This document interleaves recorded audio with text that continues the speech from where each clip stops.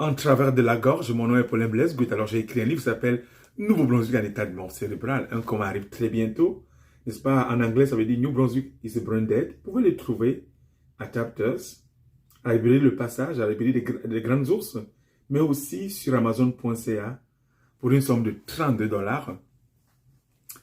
Nous sommes à bout de souffle, les amis, depuis plus de 40 ans, parce que la politique néolibérale, elle nous dessèche, elle nous ronge, elle continue encore aujourd'hui, n'est-ce pas, à détruire notre société. Elle cause énormément de misère, que vous le pensez. Le cas échéant, l'inflation que j'appelle le monstre du siècle.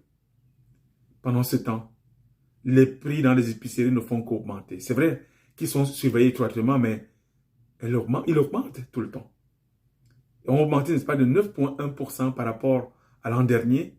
Comme par exemple, n'est-ce pas, le prix des légumes frais a augmenté de 8,8% sur une base annuelle. Ce qui est injuste. Comment on peut arriver à payer et à vivre aujourd'hui? C'est juste terrible. L'inflation alimentaire touche en particulier les gens les plus modestes de notre société. Et les augmentations de prix sont de plus de 10 à 15%. N'est-ce pas, selon les chiffres. Et quand on dit aux gens que c'est entre 10 et 15%, c'est pas ce qu'ils, n'est-ce pas, ils voient quand ils arrivent à la caisse pour payer. Quand on leur pose la question, on dit, mais quand j'arrive à la caisse pour payer, c'est le contraire qui s'est fait. C'est plus que ça. Plusieurs citoyens aujourd'hui se privent du strict nécessaire qu'ils avaient avant et des petits plaisirs qu'ils avaient jusqu'au point où ils sont obligés maintenant, n'est-ce pas, de baisser la taille de leur panier d'épicerie, parfois de le diviser en 2 ou en 3 pour pouvoir, n'est-ce pas, survivre. Alors, moi, je pense que pour faire face à cette flambée, n'est-ce pas, de prix, le peuple a besoin d'une loi anti-inflation pour garantir des prix, n'est-ce pas, des prix plus bas et des prix bas sur les différents produits. Pourquoi nous votons les élus? Pourquoi nous avons, n'est-ce pas, des gens à Fredericton? J'ai comme l'impression qu'ils ne sont pas sensibles. La population se plaint. La population dit que ça va très mal. Et ce gouvernement est taiseux. Il n'agit pas. Moi, je pense que le gouvernement doit mettre plus de pression, n'est-ce pas, sur les agroalimentaires, que j'appelle ici n'est-ce pas, des grands groupes de distribution. Il faut qu'il y ait sur une table, à la table ronde, qu'ils invitent tous ces groupes alimentaires, ça veut dire tous ces grands groupes, n'est-ce pas, de distribution comme Walmart, Superstore et autres, pour pouvoir discuter de cette question de l'inflation. Et on ne le voit pas jusqu'à présent. Alors c'est quoi le rôle de l'élu? Est-ce que le rôle de l'élu, c'est simplement, n'est-ce pas, d'augmenter son salaire pendant que les autres souffrent? C'est pas juste. Le citoyen doit mieux vivre, il doit mieux gagner sa vie au travers de son travail. Malheureusement, dans notre province depuis très longtemps, le dialogue social, le vrai, n'a jamais eu lieu. C'est pourquoi nous continuons, n'est-ce pas, à vivre des choses qui sont pareilles, parce que ce n'est pas juste qu'on a des gens au pouvoir qui ne sont pas capables de voter une loi anti-inflation et dire non à ces grands groupes, n'est-ce pas, de distribution qui nous terrorisent pendant cette période, n'est-ce pas, d'inflation. Écoutez ce que l'organisation, n'est-ce pas, internationale du travail définit comme dialogue social. Le dialogue social inclut tous les types de négociations, de consultations ou simplement d'échanges d'informations entre les représentants des gouvernements, des employeurs et les travailleurs selon les modalités qui peuvent être diverses sur des questions relatives à la politique économique, sociale, présentant un intérêt commun. Depuis toute une décennie, nous n'avons pas eu un vrai dialogue social dans notre province. Parce qu'il y en avait eu un. Ces grandes distributions-là n'allaient pas nous terroriser, je vous en prie. Pas du tout. Ils prennent de l'argent sur notre dos pendant que les gens sont en train de souffrir. Les citoyens de notre province travaillent dur. Ils veulent bien élever leurs enfants, ils veulent bien vivre, ils veulent aussi voyager, offrir des paquets, des cadeaux à leurs amis. Mais alors comment y arriver quand on sait que jusqu'à aujourd'hui, le coût de vie est tellement monté parce que la dynamique des salaires n'est toujours pas là. Qu'est-ce qu'il faut faire? En revanche, ce qui est malheureusement triste, c'est ce que je disais avant, nos députés, eux, pendant le temps d'inflation, pendant que tout le monde souffre, arrivent à monter leur salaire. Et maintenant, ils ont de gros salaires. Je ne suis pas en train de nier ici le travail qu'ils font, mais est-ce que c'était le bon moment de faire monter leur salaire pendant que tout le monde croule? Est-ce que c'était le bon moment? Plusieurs familles aujourd'hui ont de la misère, n'est-ce pas, à boucler des fins de semaine. Et c'est dur pour beaucoup de familles, voire même les fins du mois, parce que l'inflation continue d'être là. le gouvernement actuel n'a pas créé un dispositif anti-inflation, ni amené les grands distributeurs ou industriels, n'est-ce pas, à la table de négociation pour une réduction des marges afin de tenter de contenir l'inflation des prix alimentaires. Jamais l'ont fait. Jamais. C'est comme si c'est correct, l'essence monte, ah mais c'est correct, on en profite, parce que nous on va gruger pas mal, n'est-ce pas, les taxes. Alors là maintenant c'est l'inflation du côté alimentaire, c'est terrible, c'est correct, ça ne les dérange pas du tout. Je trouve ça injuste. Et alors là après on va dire, les gens ne votent plus, ils ne veulent plus aller voter.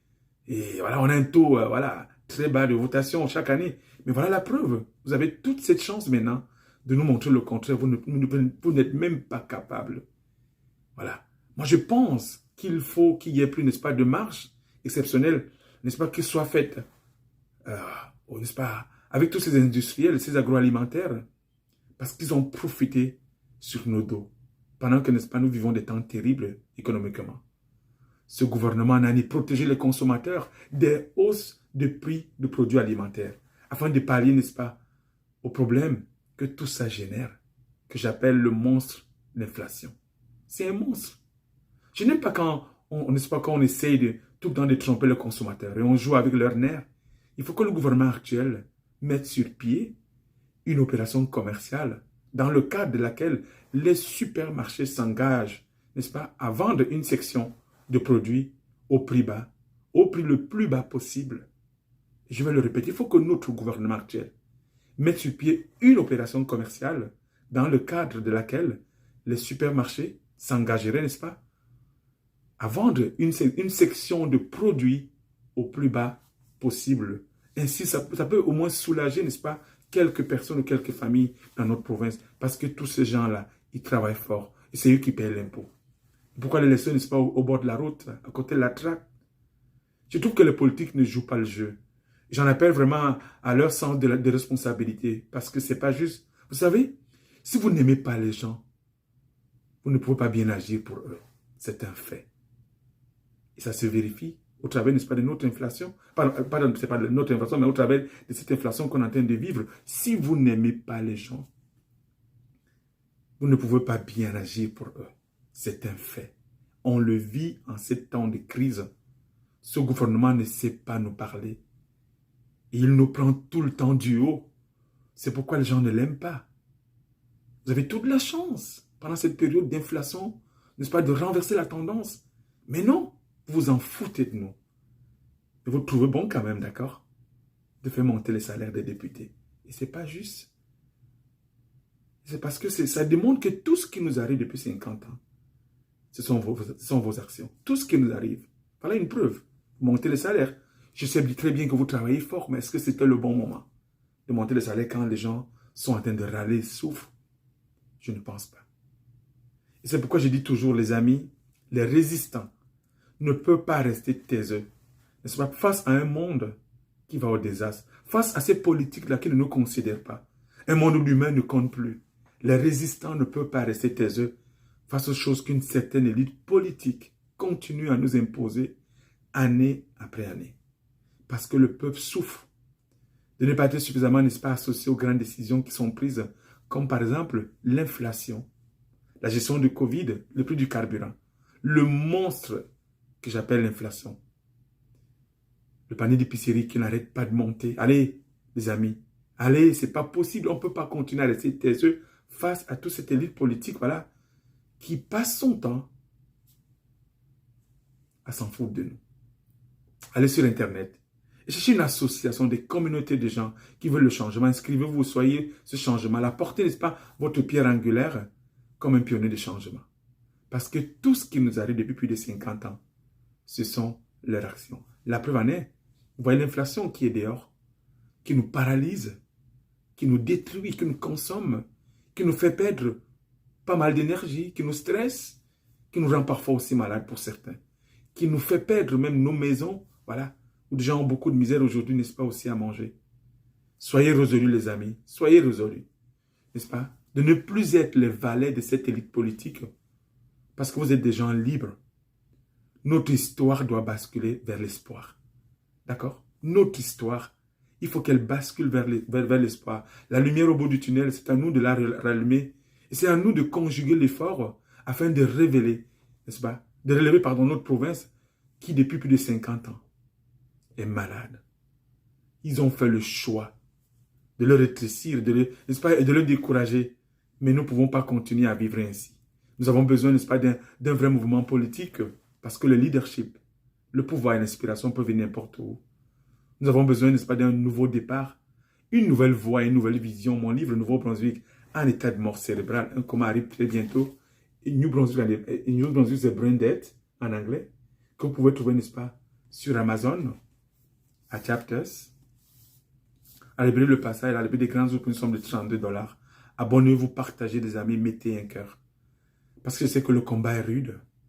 Ce n'est pas juste qu'en temps de crise, d'inflation et crise économique que nous vivons, les députés font augmenter leur salaire. Ce n'est pas juste.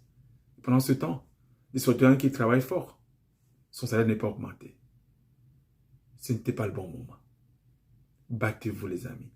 Les vrais résistants ne restent pas taiseux, n'est-ce pas? Face à la discrimination, face, n'est-ce pas, à ce que nous vivons aujourd'hui qui nous terrorise, je crois en vous.